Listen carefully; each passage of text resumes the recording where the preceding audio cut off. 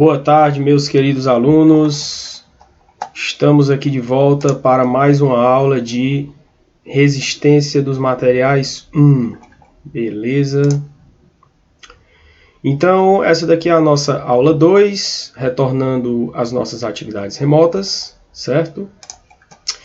E hoje nós vamos falar sobre ângulo de torção e eixos estaticamente indeterminados. Beleza?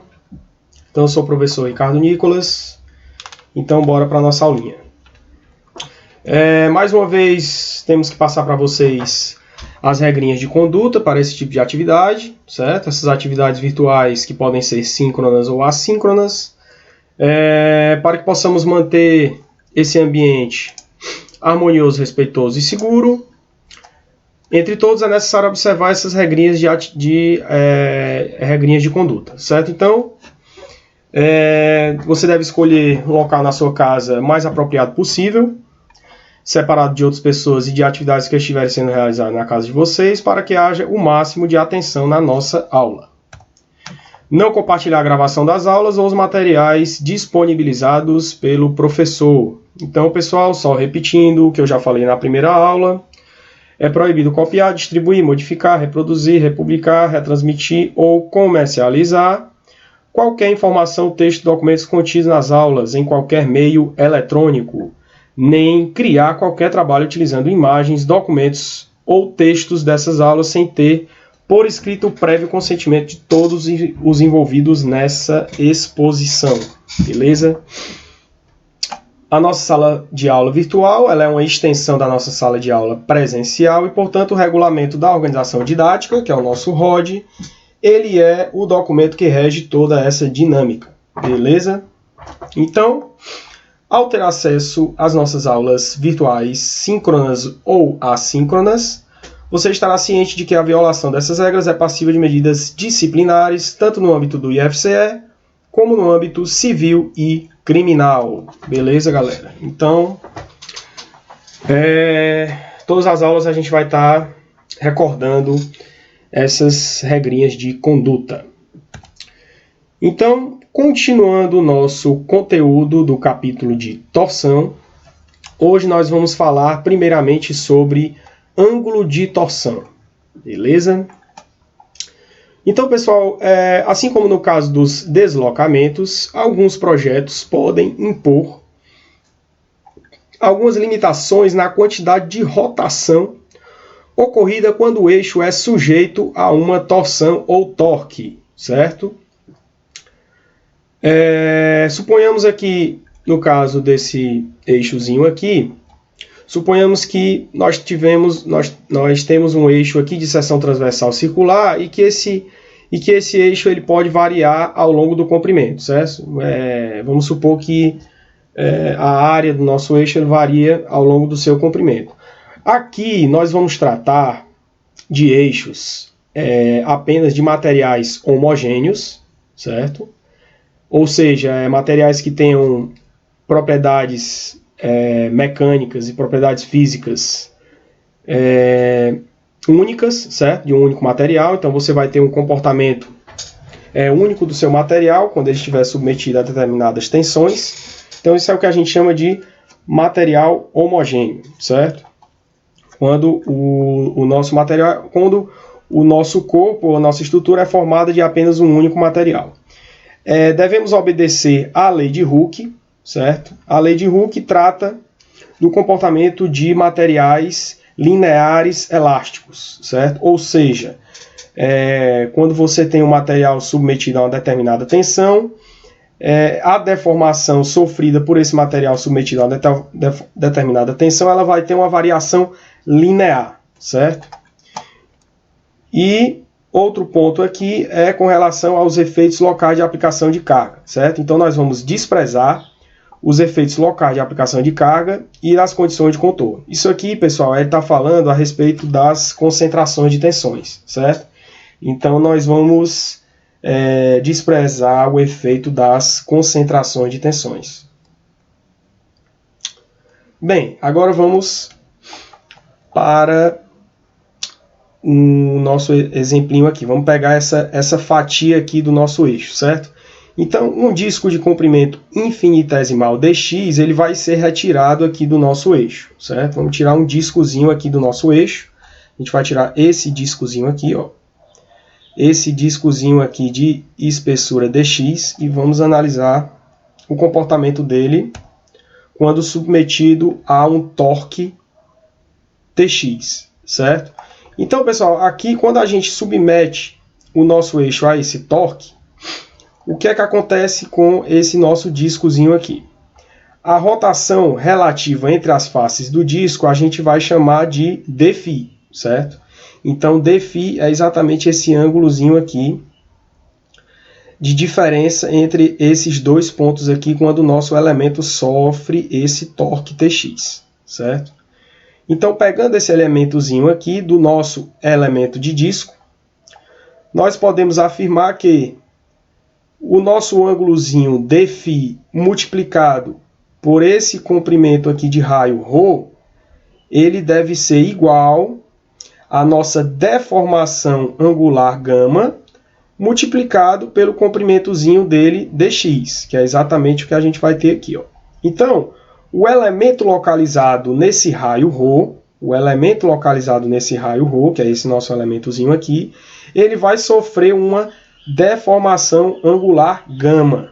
Ele vai sofrer essa deformaçãozinha angular γ aqui, de modo que o nosso ângulozinho dφ, ele vai ser igual ao γ, dividido pelo ρ, vezes o nosso comprimentozinho dx, certo?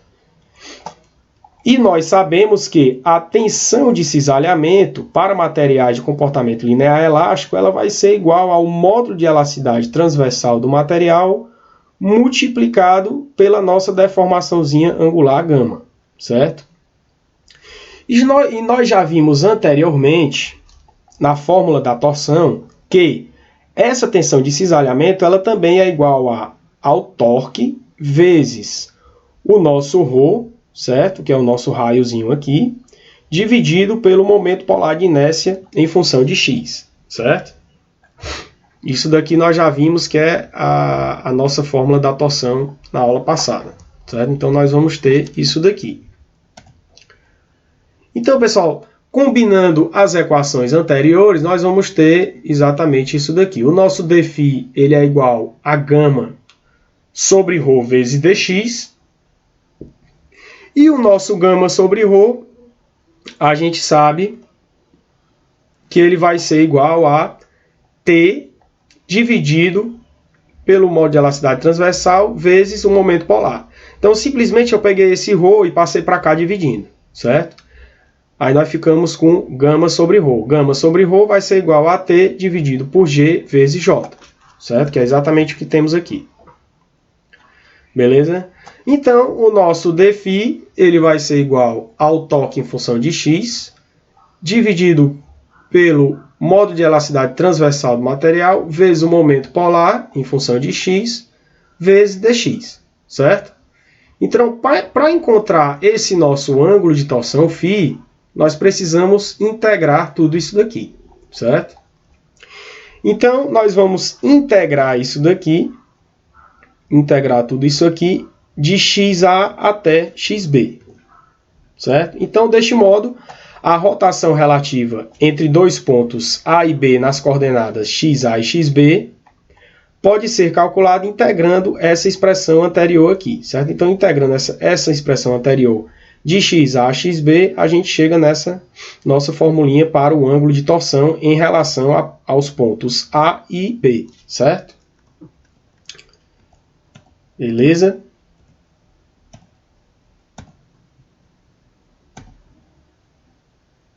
Aqui é só enfatizando as fórmulas. Então, pessoal, se a área da seção transversal e o torque que está sendo aplicado forem constantes, essas duas grandezas elas vão sair da integral. E se nós vamos calcular essa integral ao longo de um determinado comprimento de 0 a L, o nosso ângulo de torção ele vai ficar exatamente assim, ó. Nosso ângulo de torção ele vai ser igual ao torque que está sendo aplicado, vezes o comprimento do nosso eixo, dividido pelo modo de elasticidade transversal G multiplicado pelo momento polar de inércia J, certo? Então, dessa fórmula aqui, para todos esses valores aqui constantes, nós vamos chegar no ângulo de torção igual a isso daqui.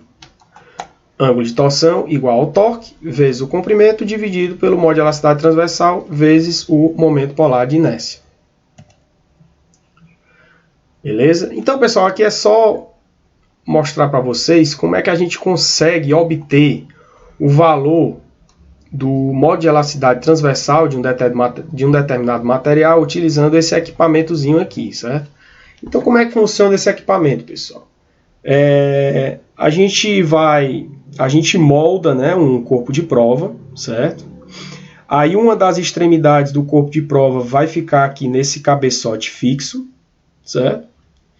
Lembrando que essa unidade ela é móvel, você pode deslocar essa unidade aqui, certo? De acordo com o comprimento do corpo de prova que foi moldado.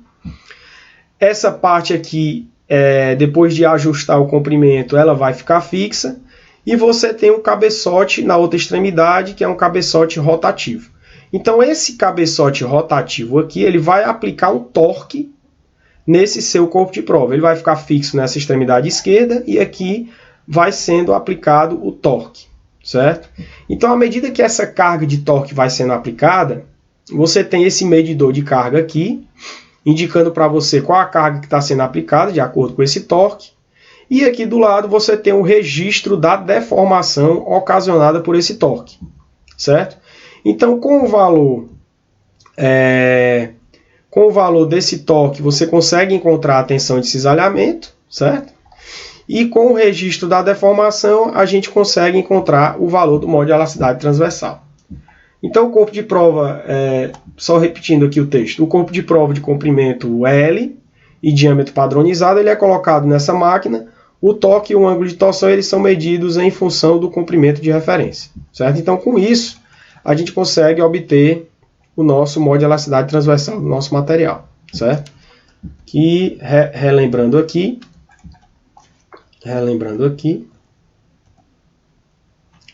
se você aplica um determinado torque, você já sabe qual é o comprimento do comprimento do eixo, já sabe o valor do momento polar de inércia do eixo, certo? Então você tem a medida desse ângulo de torção, à medida que você aplica o torque, e com isso você consegue determinar o modo de elasticidade transversal do seu material, certo? Então, com essa máquina aqui a gente consegue obter o modo de elasticidade transversal G de acordo com a torção que está sendo aplicada aqui nesse cabeçote rotativo, beleza? Pronto, aí aqui, pessoal, é só explicando o que é que acontece se nós tivermos um determinado eixo formado por trechos distintos, certo? A gente pode ter um eixo com trechos de comprimentos distintos, sendo aplicados torques distintos, certo? Então, com isso, para determinar o ângulo de torção, nós teremos que somar os efeitos da torção em cada um desses trechos, certo? Então, se o eixo estiver submetido a vários torques distintos, a área da seção ou modo de elasticidade mudar abruptamente de uma região do eixo em relação à outra, a equação apresentada ela pode ser aplicada a cada trecho do elemento, certo? Então, aplicamos essa equação do ângulo de torção para cada trecho desse elemento para encontrar o valor do ângulo de torção total, que vai ser exatamente igual ao somatório dos ângulos de torção de cada um dos trechos, certo? Neste caso, o ângulo de torção ele é calculado superpondo os efeitos de cada trecho, beleza? E com relação aos sinais, nós vamos seguir a regra da mão direita como convenção de sinal.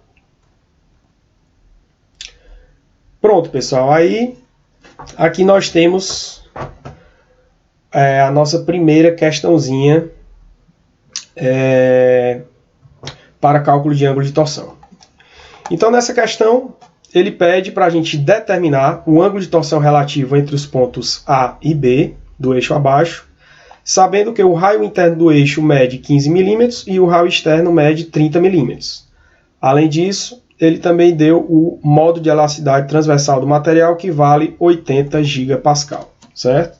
Então, com isso, ele pede para a gente calcular o ângulo de torção relativo entre os pontos A e B do nosso eixo. Como é que a gente faz essa questãozinha aqui? Vamos lá.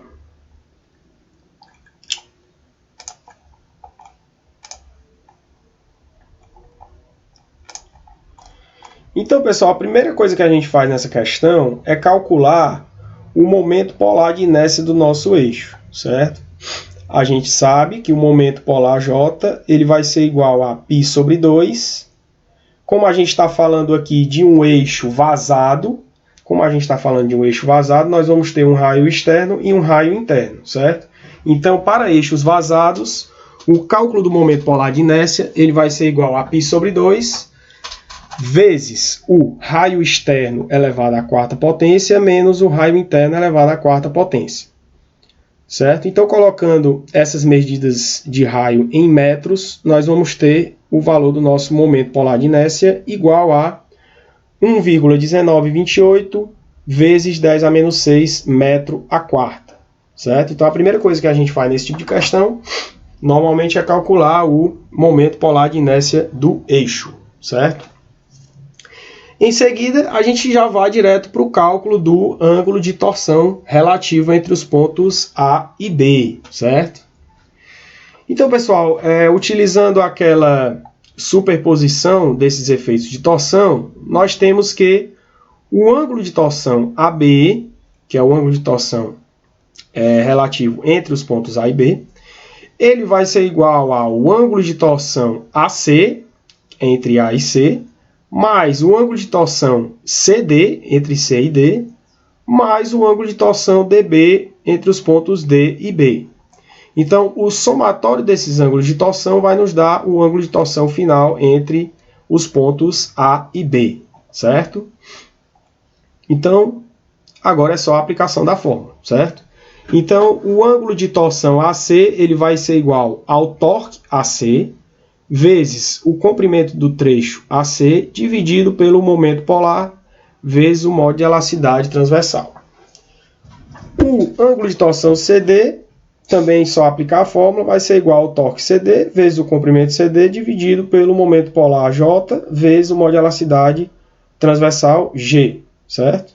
Mais o ângulo de torção DB, que vai ser igual ao torque DB vezes o comprimento DB dividido pelo momento polar multiplicado pelo modo de elasticidade transversal. Beleza? Então, vamos lá. O ângulo de torção AB, então, vai ser igual a... Quanto é que vale o torque AC? Pessoal, o torque AC... lembrando aqui da nossa convenção de sinais,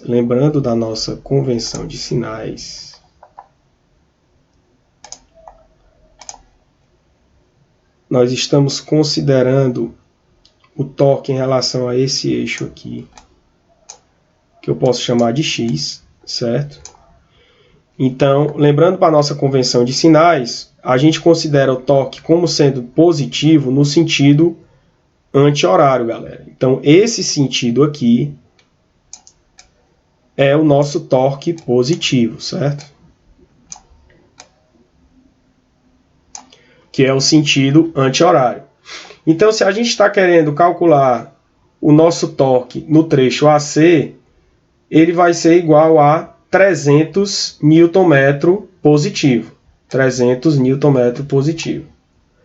Para o torque CD, nós vamos ter 300 Nm positivo menos 500 Nm negativo. Então, o nosso torque CD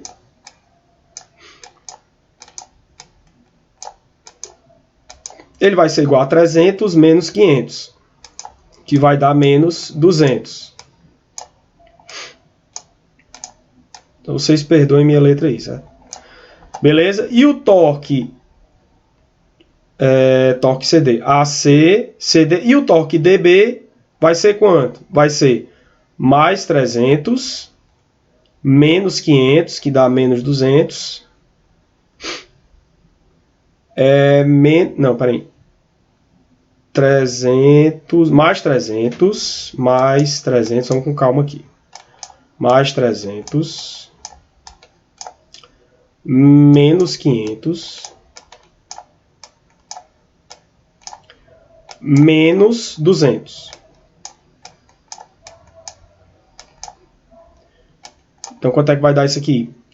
Isso aqui vai dar 7 menos 400, né? Menos 400.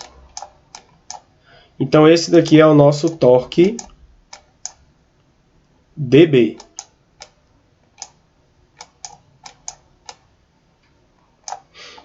Beleza, galera? Então, vamos voltar lá para a nossa resolução.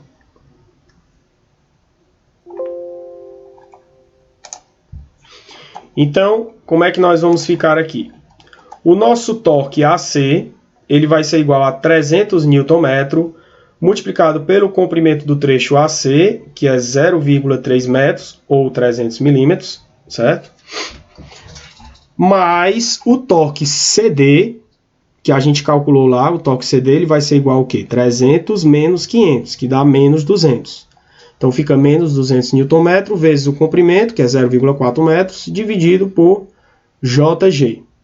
Mais o torque DB, que vai ser igual a mais 300, menos 500, menos 200, que dá menos 400 Nm vezes o comprimento, que é 0,5 metros, dividido por JG. Então, fazendo esses cálculos aqui, pessoal, a gente vai encontrar um ângulo de torção em radianos, certo? A gente trabalhando aqui com Newton e metro, no final a gente vai encontrar esse valor em radianos, certo, galera? Esse valor no final vai ser em radianos.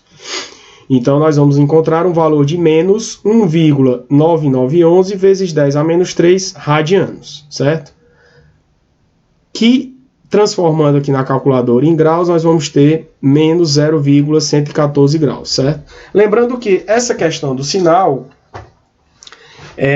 como esse ângulo de torção ele deu negativo, significa que esse ângulo ele vai ser no sentido horário, certo? De acordo com a nossa convenção de sinais, se considerar o sentido anti-horário, ele vai ser positivo e o sentido horário vai ser negativo. Então, nós vamos ter uma rotação de 0,114 graus no sentido horário, beleza? Então, vamos para o nosso próximo exemplinho.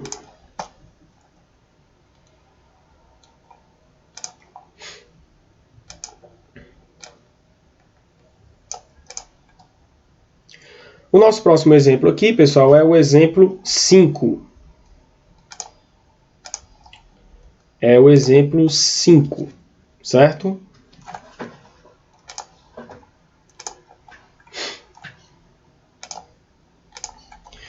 Então, aqui nós temos engrenagens acopladas a esse eixo de aço aqui, certo? Temos engrenagens acopladas à extremidade fixa ponto E. O ponto E é uma extremidade fixa e nós temos essas engrenagens acopladas nesse eixo aqui de aço, certo? Então, cada uma dessas engrenagens aqui vai submeter esse nosso eixo a um determinado torque, certo? Então, nós vamos ter um torque aqui no ponto D, um torque no ponto C e um torque no ponto A, certo? Se o módulo de rigidez do material é 80 gigapascal, ou seja, o nosso G, né, que é o módulo de elasticidade transversal, que a gente chama também de módulo de rigidez, e o eixo tiver 14 milímetros de diâmetro, lembrando que esse eixo ele tem 14 milímetros de diâmetro, ele pede para a gente determinar o deslocamento do dente P da engrenagem A, certo? Então, aqui só lembrando que esse eixo ele vai girar livremente aqui nesse nosso mancal B, certo? Então, esse nosso mancal B é só para apoiar o nosso eixo. Ele vai girar aqui livremente, certo? Então, ele pede para a gente calcular o deslocamento que esse nosso pontozinho P aqui vai ter quando ele estiver submetido a esses 3 torques aqui, certo? Então, vamos lá.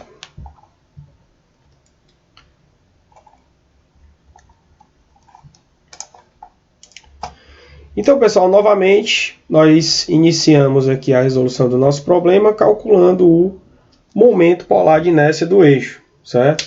Como aqui a gente está tratando de um eixo sólido, não é um eixo vazado, então o momento polar de inércia ele vai ser simplesmente igual a π sobre 2 multiplicado pelo raio à quarta, certo? Então, se a gente adotar o raio, considerar o raio aqui em metros, nós vamos ter o momento polar de inércia em metro à quarta. Então, π sobre 2 vezes 7 vezes 10 a menos 3 metros, que é o nosso raio, né? Como o diâmetro é 14 milímetros, o raio vai ser a metade, que é 7 milímetros. Em metros, 7 vezes 10 a menos 3 metros. Então, com isso, a gente encontra um momento polar de inércia de 3,7715 vezes 10 a menos 9 metros à quarta. Beleza? Novamente, para calcular o nosso deslocamento do ponto P, primeiro nós vamos ter que calcular o ângulo de torção do nosso eixo aqui no ponto A, certo? Para encontrar esse ângulo de torção do eixo no ponto A, nós vamos ter que fazer o somatório dos ângulos de torção do nosso eixo em relação aos outros pontos, certo? Lembrando que nós estamos fazendo o cálculo do ângulo de torção do ponto A em relação ao ponto fixo E, certo? A gente sempre está calculando esse ângulo de torção em relação ao ponto fixo E, beleza? Então, o ângulo de torção AE, que é o ângulo de torção do ponto A em relação a E, ele vai ser igual ao ângulo de torção AC, mais o ângulo de torção CD, mais o ângulo de torção DE. Beleza? Então, novamente, nós vamos fazer o cálculo da mesma forma que o exemplo anterior, certo? Podemos colocar já aqui de cara o nosso momento polar e o nosso modo de elasticidade transversal em evidência. Então, nós vamos ter 1 sobre JG vai ser igual vezes o torque AC vezes o comprimento AC, do trecho AC, mais o torque CD vezes o comprimento do trecho CD, mais o torque DE vezes o comprimento do trecho DE, certo? Então aqui vai ficar 1 sobre 3,7715 vezes 10 a menos 9 metros à quarta, que é o nosso momento polar, vezes 80 vezes 10 a 9 newton por metro quadrado, que é o nosso modo de elasticidade transversal, que é 80 gigapascal, certo? Isso tudo multiplicado por torque AC. Quanto é que vai ser o nosso torque AC, pessoal? O nosso torque AC vai ser simplesmente 150 Nm positivo. Então, vamos multiplicar 150 Nm positivo por 0,4 metros, mais o torque CD, que agora vai ser 150 menos 280, que dá menos 130 Nm, vezes 0,3 metros, mais o torque DE vezes o comprimento do trecho DE. No caso, o nosso torque DE vai ser igual a 150 menos 280 menos 40, que vai dar um total de menos 170 Nm. Então, nós vamos ter 170 Nm multiplicado por 0,5 metros, que é o comprimento do trecho DE, certo? Então, fazendo essas continhas aqui, galera, nós chegamos no ângulo de torção AE de menos 0,212 radianos, certo? Lembrando que o sinal significa que nós vamos ter uma rotação no sentido horário, certo? Então, nosso ângulo de torção vai ser no sentido horário. E esse ângulo em radiano vai dar menos 12,15 graus, certo? Para encontrar o nosso deslocamento do dente P, o que é que acontece aqui? Aqui, pessoal, nós vamos ter o seguinte. O nosso deslocamento ele vai ser no sentido horário, certo? Nosso deslocamento ele vai ser no sentido horário, certo? Então, nós vamos ter esse deslocamentozinho aqui, ó.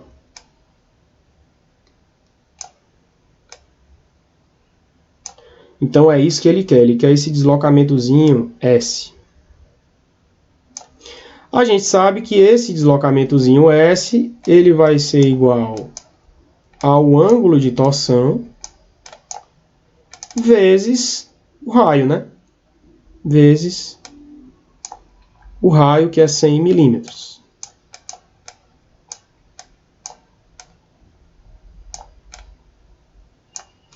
Certo? Então vai ser esse nosso deslocamentozinho S, ele vai ser igual a esse ângulozinho aqui, que é o nosso φ, né?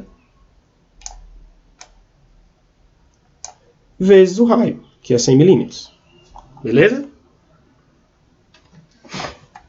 Então, voltando aqui, nós vamos ter o cálculo do nosso comprimentozinho, que é o deslocamentozinho do dente P que ele pede na questão.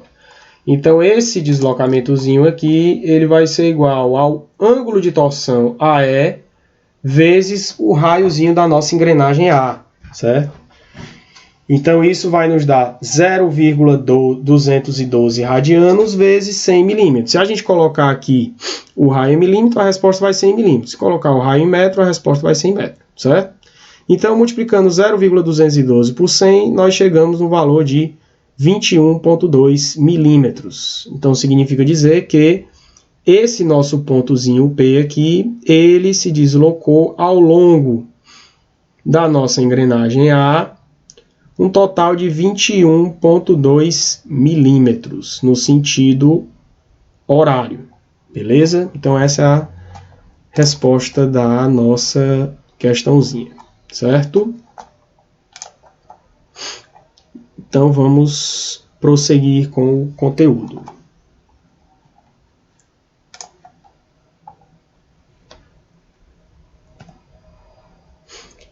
Pronto, pessoal. Agora que nós já falamos sobre ângulo de torção, agora nós vamos falar sobre indeterminação estática. Certo?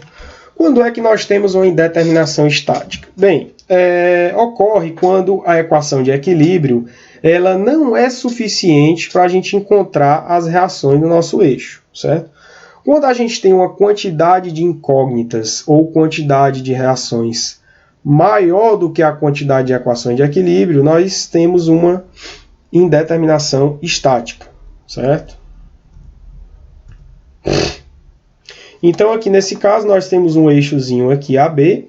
Esse eixo está fixo em A e fixo em B. E vamos aplicar aqui um torque nesse nosso ponto C, certo? Então, para equilibrar o torque nesse ponto C, nós precisamos de reações em A e em B, certo? Então, nós vamos ter uma reação de torque TA no sentido contrário do torque T e uma reação em B também de torque no sentido contrário ao torque T. Certo? Beleza?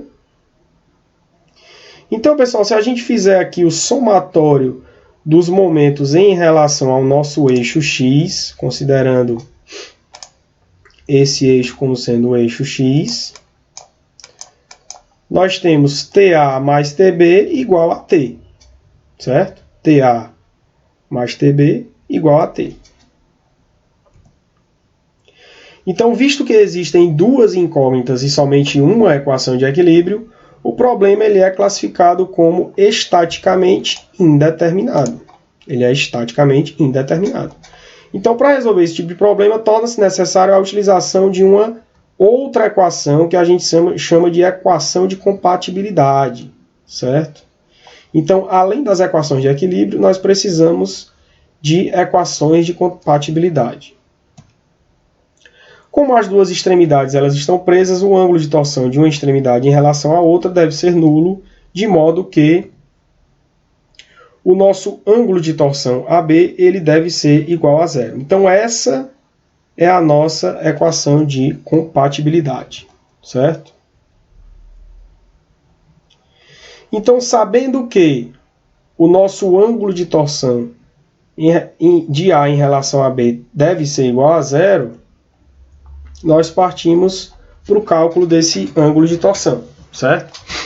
Como mostrado anteriormente, a relação entre o esforço de torção e o ângulo de torção, devido a esse esforço, ele é dado por ângulo de torção φ igual ao torque vezes o comprimento dividido pelo modo de elasticidade transversal multiplicado pelo momento polar de inércia.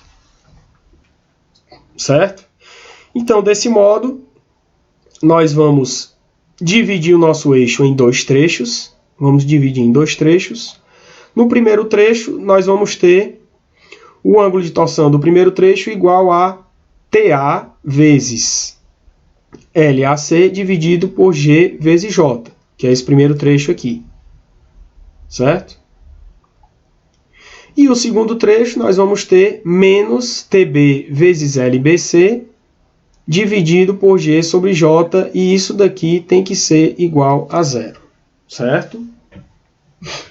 Isso daqui tem que ser igual a zero. Então, com essa equação obtida aqui em cima, nós conseguimos chegar nessas outras duas equações aqui. O nosso torque A ele vai ser igual ao valor do torque total vezes o comprimento LBC dividido por L. E o nosso torque B ele vai ser igual ao torque total vezes o comprimento AC dividido pelo comprimento total L. Certo? Então, pessoal, com isso, nós conseguimos encontrar as nossas reações. Certo? A partir daqui, a gente consegue resolver sistemas com indeterminação estática. Agora, vamos exercitar com mais alguns exemplos. Beleza? Então, vamos resolver esse exemplinho aqui, certo? Então, o eixo mostrado na figura, ele é composto por um tubo de aço unido a um núcleo de latão. Então, a gente tem esse tubo aqui, que ele é feito de aço por fora e latão por dentro. E vamos aplicar aqui uma torção ou um torque de 250 Newton vezes metro aqui nessa extremidade A. Lembrando que a nossa extremidade B, ela vai estar fixa, certo? Então, aqui nessa questão, ele pede para a gente elaborar aqui uma representação da distribuição de tensão de cisalhamento na seção desse nosso eixo. Ele dá o modo de elasticidade transversal do aço como sendo 80 GPa e o modo de elasticidade do latão como sendo 36 GPa. E ele ainda diz aqui na questão que o raio interno do eixo de latão é 10 milímetros, e o raio externo do nosso eixo é 20 milímetros. Lembrando que o nosso eixo tem comprimento de 800 milímetros. Então, como é que a gente faz para determinar essa distribuição de tensão de cisalhamento?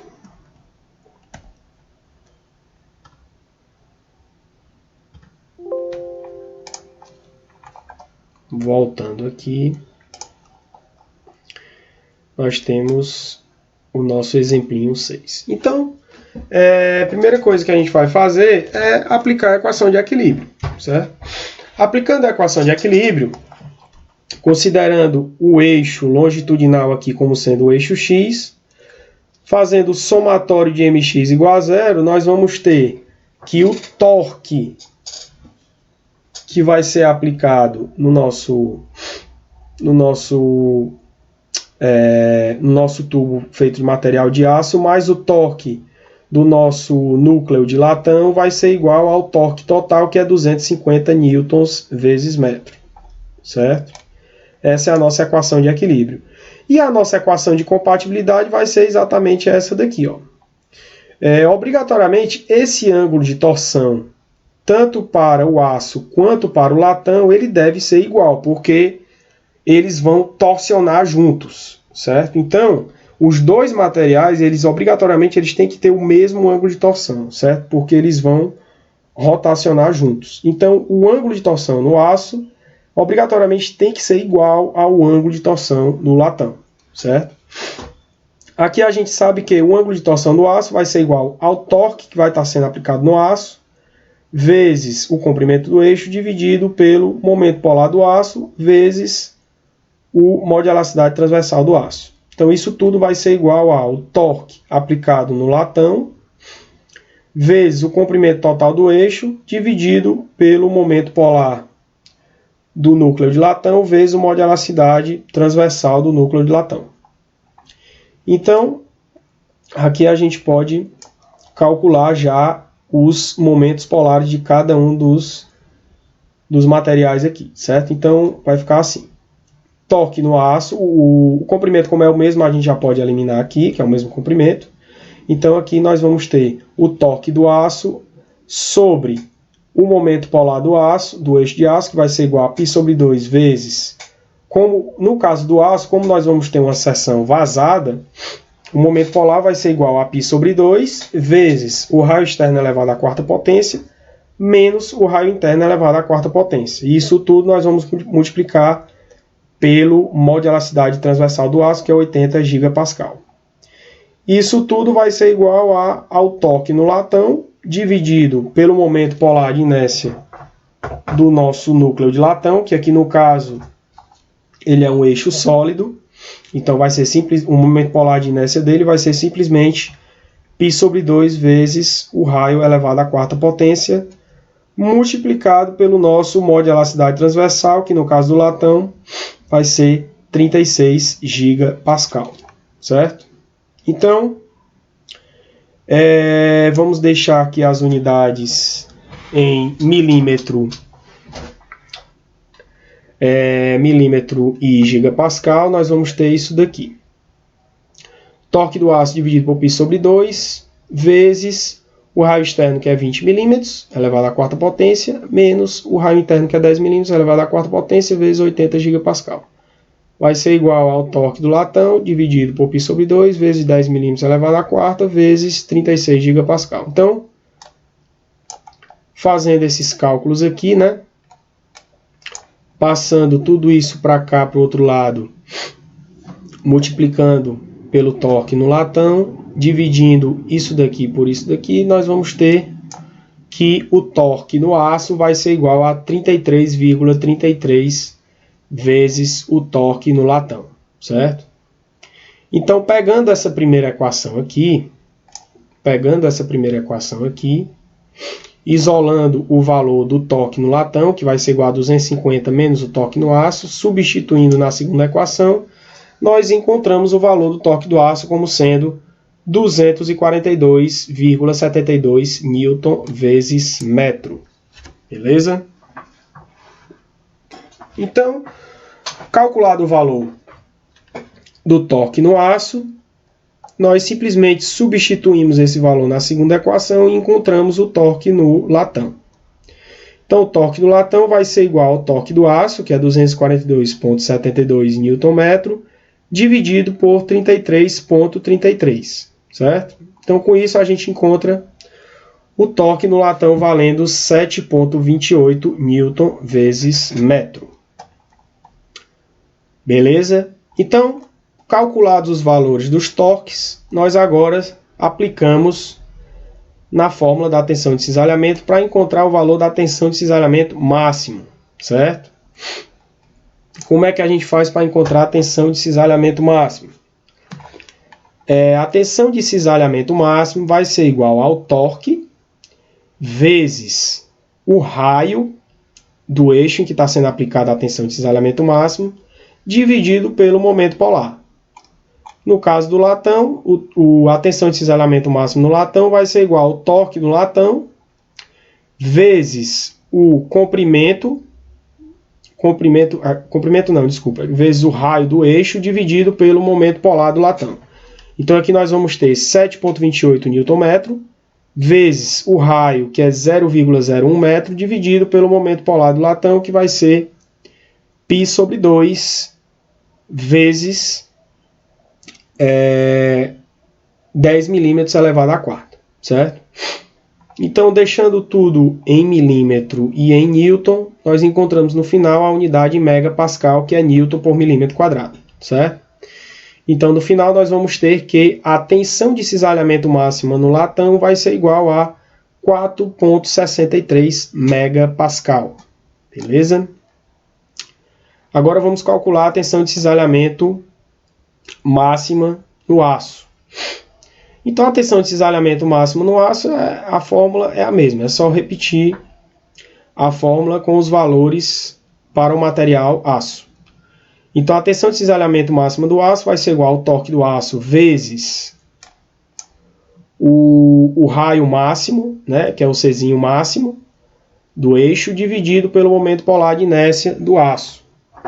Então, com isso, nós vamos ter 242,72 Nm vezes 0,02 metro dividido pelo momento polar, que é π sobre 2, vezes 0,02 metros a quarta menos 0,01 metro a quarta, certo? Que é o raio externo a quarta menos o raio interno a quarta. Então, com isso, nós encontramos um valor de tensão de cisalhamento máxima no aço de 20,6 megapascal, certo? Calculado os valores das tensões de cisalhamento máximo no aço e no latão, nós vamos calcular agora os valores das tensões de cisalhamento mínimas, certo? Então vamos calcular primeiro a tensão de cisalhamento mínima do aço. A tensão de cisalhamento mínima no aço vai ser igual ao torque do aço vezes o raio interno, né? Vezes o raio interno dividido pelo momento polar de inércia do aço. Então nós vamos ter 242,72 Nm vezes 0,01 metro dividido por π sobre 2 vezes 0,02 metro a quarta menos 0,01 metro a quarta. Então, com isso, nós encontramos uma tensão de cisalhamento mínima no aço igual a 10,3 megapascal, certo?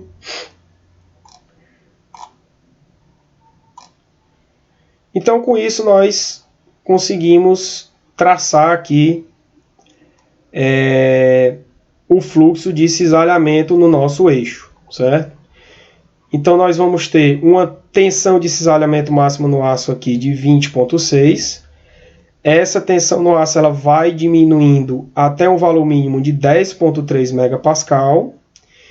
E para a seção em latão, nós vamos ter uma tensão máxima de cisalhamento de 4,63 e ela vai chegar até um valor de 0 no centro do eixo. Isso aqui a gente sabe que no centro do eixo a tensão de cisalhamento ela sempre vai ser 0, certo? Porque ela depende desse raiozinho aqui. Então, se o raio é 0, a tensão de cisalhamento vai ser 0, beleza? Então, com isso, nós vamos ter essa distribuição aqui de deformação angular, certo? Não tem uma deformação angular máxima aqui na extremidade e uma deformação angular aqui na interface. Lembrando que essa deformação angular na interface, tanto para o aço como para o alumínio, obrigatoriamente essa deformação tem que ser igual, certo?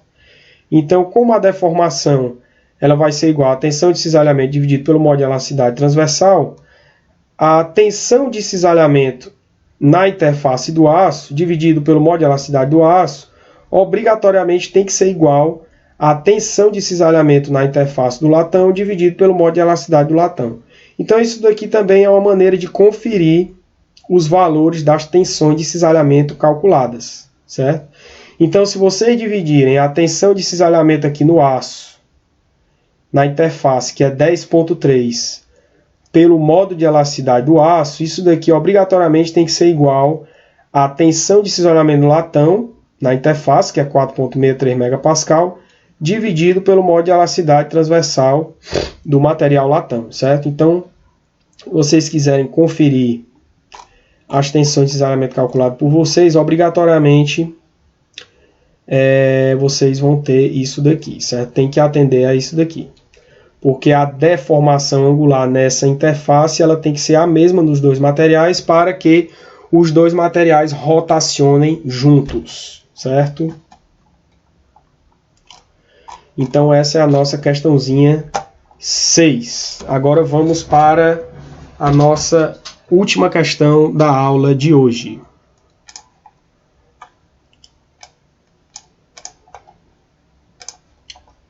Vamos para a nossa última questão. Então, pessoal, a nossa última questão da aula de hoje vai ser essa questão 7 aqui, certo? Aqui nesse caso nós vamos ter um eixo maciço de aço com um diâmetro de 20 milímetros, certo? Se este for submetido a esses dois torques aqui, ele pede para a gente calcular as reações de apoio em A e em B, certo? Beleza? Então, pessoal, de cara aqui nesse problema, a gente já pode definir quais vão ser os sentidos das rotações dos torques em A e em B, certo? De cara a gente consegue definir isso daqui. Por quê? Porque nós vamos ter um torque no sentido anti-horário de 800 Nm e um torque no sentido horário de 500 Nm. Se a gente somar esses dois torques aqui, isso daqui vai dar uma resultante de 800 menos 500 no sentido anti-horário. Então, nós vamos ter como torque resultante aqui um torque de 300 no sentido anti-horário, certo? Então, a gente vai ter um torque resultante aqui de 300 nesse sentido aqui, certo? 300 Nm. Beleza? Então, como nós vamos ter um torque resultante aqui de 300 nesse sentido, obrigatoriamente os torques dos apoios vão ser no sentido contrário. Então, a gente vai ter um torque aqui, TA, nesse sentido. E um torque TB também nesse sentido aqui. Certo? De cara, a gente já pode ter isso daqui definido. Certo? Então, para equilibrar esse torque de 300, nós vamos ter um torque TA no sentido horário e um torque TB também no sentido horário. Beleza? Então, vamos lá para a nossa questão. Vamos lá para a nossa resolução. Bem, pessoal, então, aqui na nossa resolução, nós vamos ter o seguinte. O diâmetro ele já está na questão, o diâmetro de 20 milímetros, certo? Então, para que a gente tenha o equilíbrio desse eixo aqui, como sendo o eixo x, o somatório dos momentos em x tem que ser igual a zero. Então, para esse somatório ser igual a zero, o nosso TA mais TB ele vai ser igual a 800 menos 500, que vai dar 300. Isso aqui eu já mostrei para vocês, né? Então, a gente já sabe que o nosso torque TA mais o nosso torque TB tem que ser igual a 300 Nm, certo? Então, nós já vimos que como isso daqui caracteriza uma indeterminação estática, além da equação de equilíbrio, nós precisamos da equação de compatibilidade para resolver o problema. E a nossa equação de compatibilidade vai ser essa daqui, ó. O nosso ângulo de torção no trecho AD, mais o nosso ângulo de torção no trecho DC, mais o nosso ângulo de torção no trecho CB, obrigatoriamente tem que ser igual a zero, certo? Como os dois apoios aqui estão fixos, então a rotação de um ponto desse daqui do apoio em relação ao outro tem que ser igual a zero, certo? Então agora nós simplesmente aplicamos as fórmulas substituindo os valores aqui na nossa equação de compatibilidade, certo? Então, para o nosso torque AD, nós vamos ter TA negativo no sentido horário, vezes o comprimento AD dividido por GJ. O nosso ângulo de torção DC vai ser igual a TA negativo mais 500 negativo. Então, nós vamos ter menos TA menos 500. Menos TA mais 500, que vai ser menos TA menos 500. Vezes o comprimento DC, dividido por GJ, mais o nosso torque CB. Nosso torque CB vai ser igual a menos TA menos 500 mais 800. Isso daqui vai dar o quê? Menos TA mais 300. Então, menos TA mais 300 vezes o comprimento CB dividido por GJ, isso tudo igual a zero. Então, pessoal, nós temos nossa equação de compatibilidade aqui toda em função de uma única incógnita TA. Então, como nós temos a equação em função de uma única incógnita, nós conseguimos encontrar logo de cara o valor do nosso torque em A. Então, nosso torque em A vai ser igual a menos 345 newtons-metro.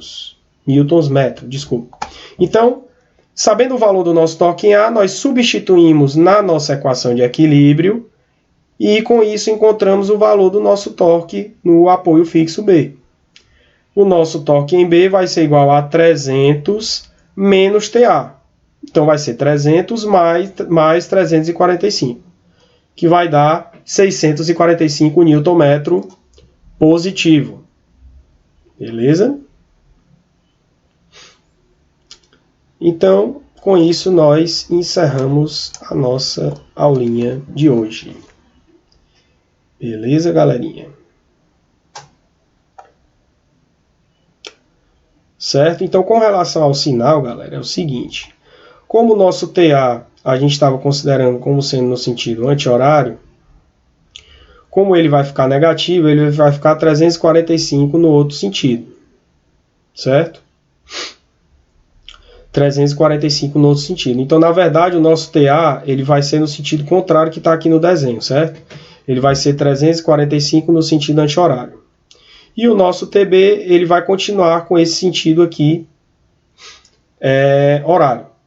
Então, se a gente somar 645 com 500, vai dar quanto? 1.145 no sentido horário. Esses 1.145 tem que equilibrar 800 com TA no outro sentido, certo?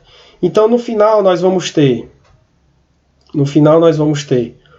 um TA de 345 no sentido anti-horário, junto com 800, que vai dar um total de 1.145 no sentido anti-horário. Esses 1.145 no sentido anti-horário vai ser equilibrado com 500 no sentido horário, mais 645 no sentido horário, certo? Então, com isso, nós finalizamos a nossa aula de hoje. Beleza? Na próxima aula, a gente vai falar sobre tubos de paredes finas. Beleza, galera?